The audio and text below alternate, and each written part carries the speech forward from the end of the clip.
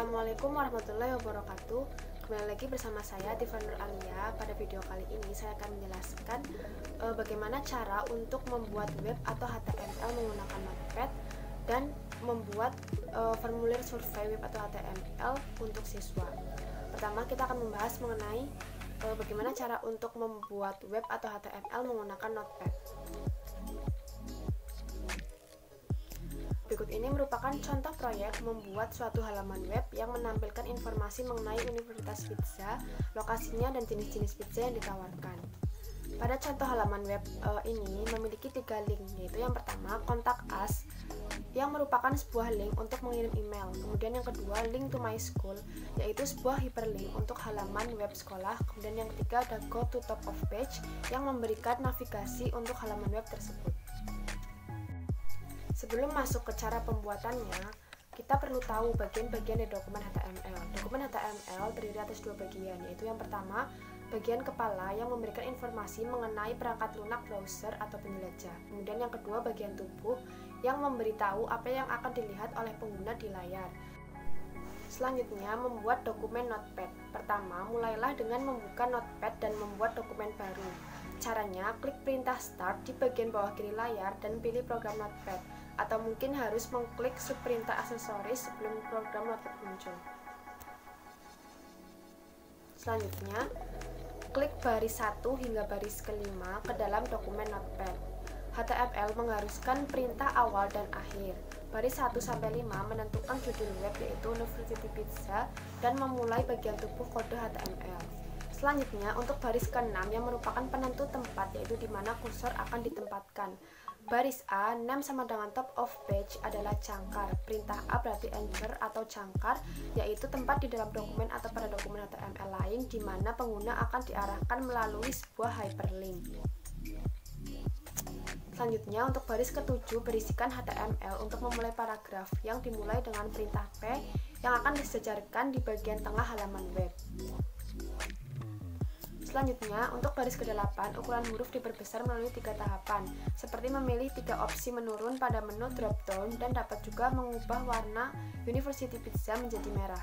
Pada baris ke-10 dan 11, kita harus mengembalikan perubahan ini menjadi bentuk huruf awal atau baris ke-10 dan keperataan paragraf awal atau baris ke-11.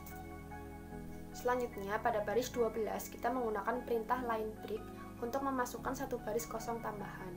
Kemudian membuat daftar yang tidak beraturan pada baris ke-13 dan memberinya judul locations.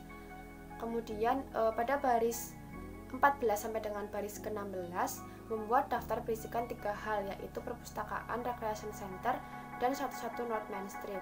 Dapat dilihat bahwa perintah unordered list dimatikan dengan kode pada baris ke-17.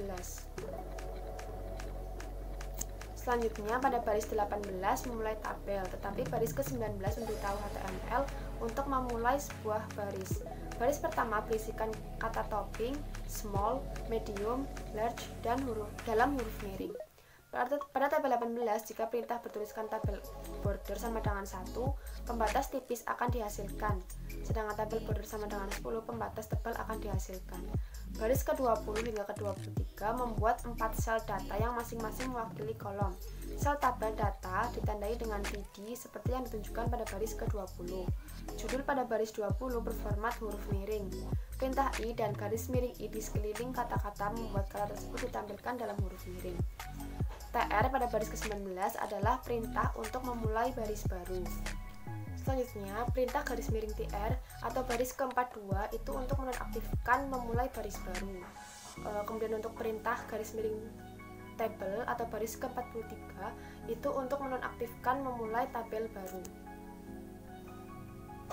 Selanjutnya, gambar dari halaman web bukanlah dari kode HTML, tapi dipanggil dengan perintah image. Gambar tersebut bersumber dari pizzaman.gif dan bertempat pada direktori yang sama dengan file HTML. IMG adalah singkatan untuk image dan SRC adalah singkatan untuk source file atau file sumber yang berisikan gambar tersebut. Baris ke-44 membuat paragraf yang terletak di tengah halaman web.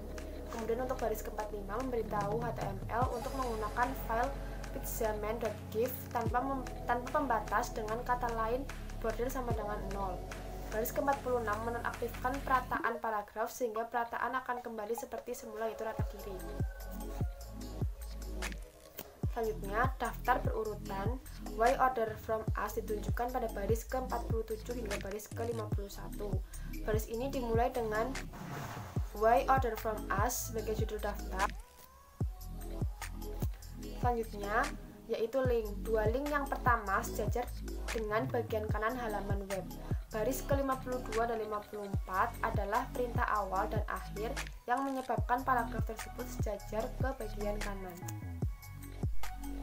Tiga jenis link pada situs ini yaitu satu ke halaman web lain, satu ke program email, dan satu ke bagian lain halaman web yang sedang dilihat. Hyperlink yang pertama yaitu baris ke-53 diisi dengan alamat email Anda sendiri. Selanjutnya, hyperlink yang kedua atau baris ke-56 adalah situs web aktif. Jangan lupa memakai HTTP. Jika tidak menggunakan HTTP tersebut, maka link tersebut tidak akan bekerja. Selanjutnya, baris ke-59 membuat hyperlink dengan poin referensi top of page. Karakter pagar pada hyperlink, pagar top of page memberitahu browser web bahwa titik hyperlink berada di halaman web. Selanjutnya, dua baris terakhir berisikan perintah garis miring body dan garis miring HTML. Cara ini sangat penting dilakukan sehingga browser web dapat menerjemahkan halaman web dengan benar. Selanjutnya, bagaimana cara untuk menyimpan contoh dari halaman web yang kita buat. Pertama, kita menyimpan dokumen notepad ini dengan file HTML. Caranya, pilihlah file diikuti dengan save as. Selanjutnya, masukkan name file seperti universitypizza.htm tapi tanpa tanda kutip. Jenis file yang dipilih dengan kata lain save as type haruslah all files dengan pengelolaan ANSI. Selanjutnya, untuk melihat halaman web, caranya bukalah folder tempat file HTML berada, kemudian klik dua kali file HTML tersebut. Setelah diklik, browser web akan otomatis muncul dengan sendirinya. Nah, maka seperti ini tampilan halaman HTML. Selanjutnya, kelebihan dan kelemahan penggunaan Notepad. Kelemahan membuat halaman web dengan editor teks seperti Notepad adalah keharusan untuk mempelajari perintah-perintah HTML dan proses pembuatan kode. Untuk keuntungannya, pembuatan kode HTML di Notepad yaitu kode yang dibuat efisien dan manajer dapat lebih memahami bagaimana halaman web bekerja. Selanjutnya, proyek 4 tentang bagaimana cara membuat formulir survei web atau HTML siswa. Di sini kita akan mengambil contoh formulir yang mencatat evaluasi seorang siswa terhadap pembicara. Teknik yang digunakan yaitu yang pertama, teknik field text, misalnya untuk field name, di mana pengguna mengetikkan sebaris data. Kemudian teknik yang kedua adalah tombol radio, misalnya year in school. Tombol radio digunakan ketika jawaban-jawabannya memungkinkan saling melengkapi. Kemudian kotak cek, live on campus, dan do you own a car serupa dengan tombol radio, tetapi pengguna dapat memilih satu atau lebih pilihan. Selanjutnya, tahap pembuatan dan bagian-bagiannya. Masing-masing baris di atas disebut tag. Ada tag pembuka dan ada tag penutup. Untuk menuliskan tag penutup, cukup tambahkan garis miring di depan tag pembuka. Anggaplah tag ini sebagai cara kita berbicara dengan browser atau lebih tepatnya memberikan perintah. Selanjutnya, bahwa baris bernomor pada figur ini hanyalah berfungsi sebagai titik referensi. Bagian tersebut tidak akan muncul dalam file kode HTML untuk halaman web. Perintah from dan garis miring from memberitahu browser web akan mencatat informasi dari pengguna. Selanjutnya, ini merupakan figur 4.3 yang merupakan field kontak informasi adalah bagian dari sebuah tabel.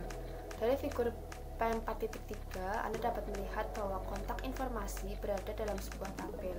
Kolom yang pertama memberikan label untuk formulir tersebut. Baris 14 dan 18 adalah perintah yang menangkap input untuk field name dan email. Selanjutnya, baris ke-23 hingga ke-26 menampilkan pilihan untuk tingkatan kelas. Field name haruslah sama untuk tombol radio.